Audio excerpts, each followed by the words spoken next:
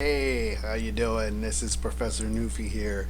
Hey, listen, we're going to be starting our reaction videos, and this is going to be our first one. I decided to go with a pencil uh, reaction video because that's basically what we're going to work with. But the reaction videos that I'm going to have are not going to be in the order or in the genre that we're working with in this particular style. They could be about painting, it could be about murals, it could be about different things in the art. So they're going to be a variety of different styles and different medias, and for the reaction videos to give us a bit of variety.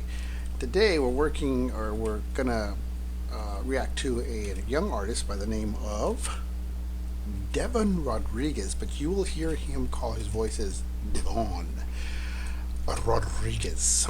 Um, and he is, I guess what I want to bring up about this young man is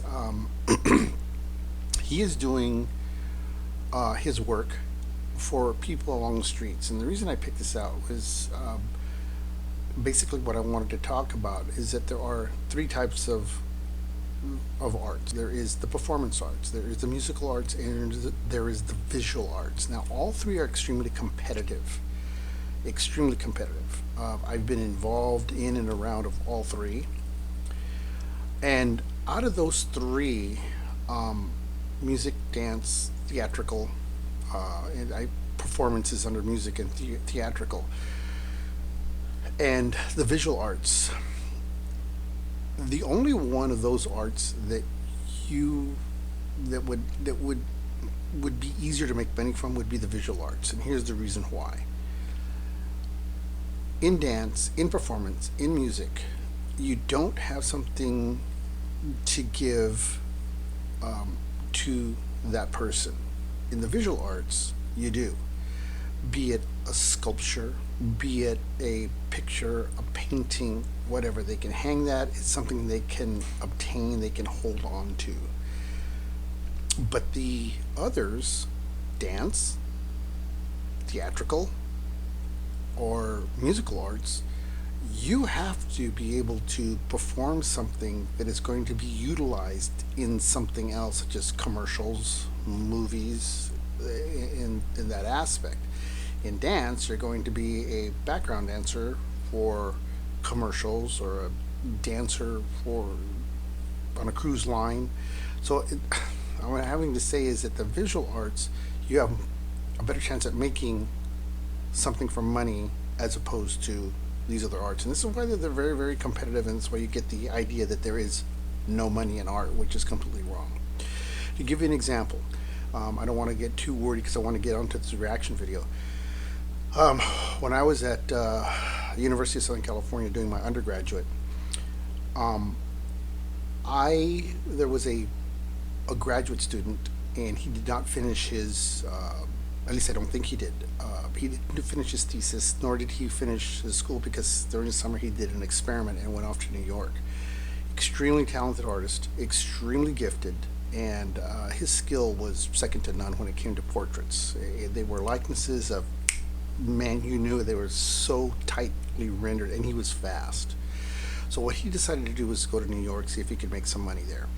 And he went to Times Square, sets his stuff up, and he started doing stuff for free.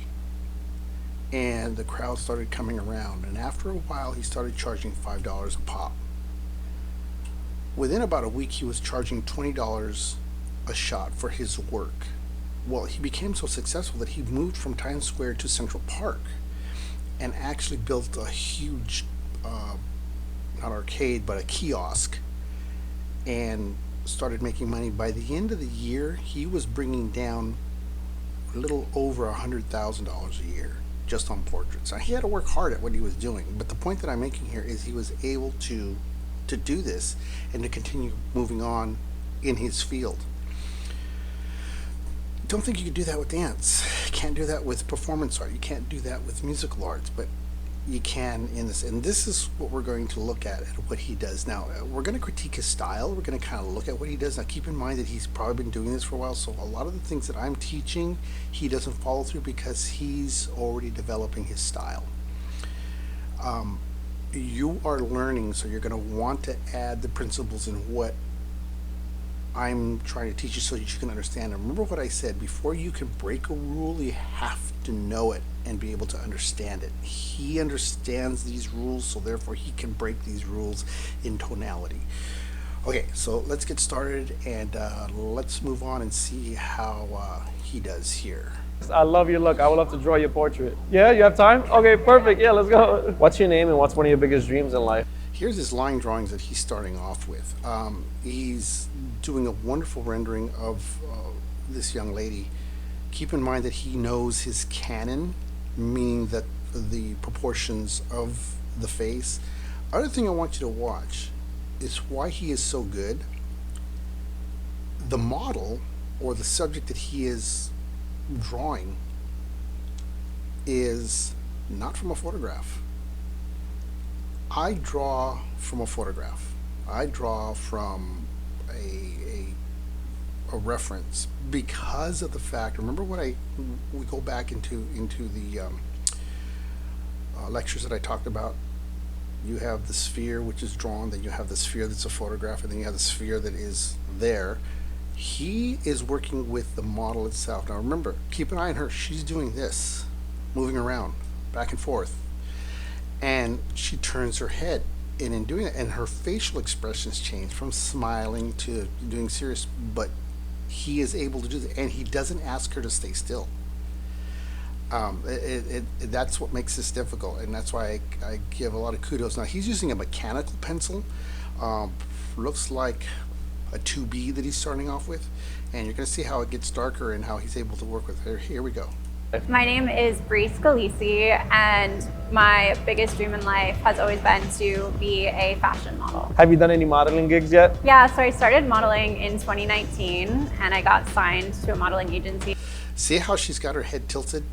Completely different. She's smiling, looking down.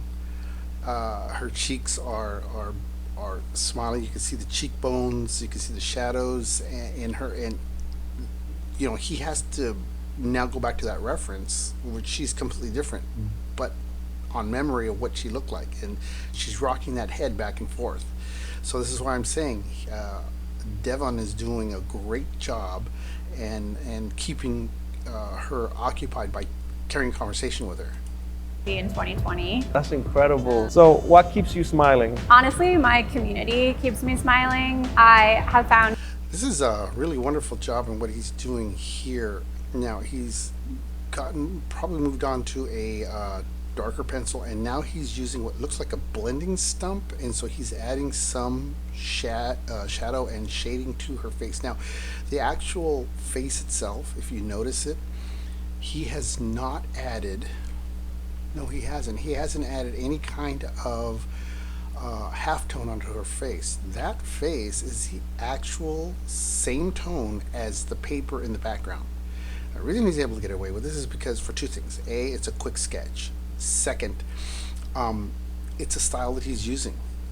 He's able to manipulate that. And it's going to get darker as he goes along.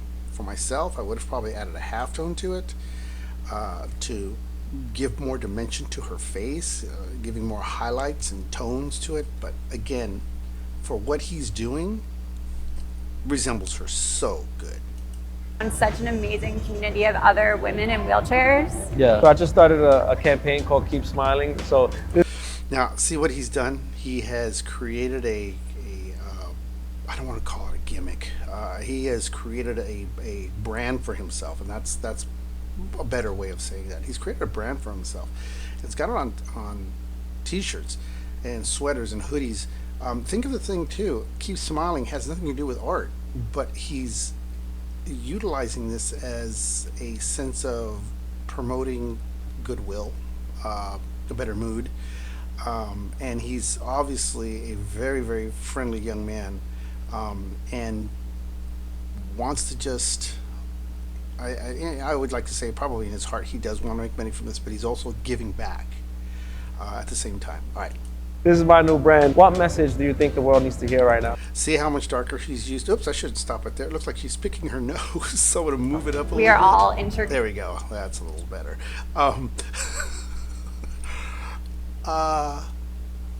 The hair.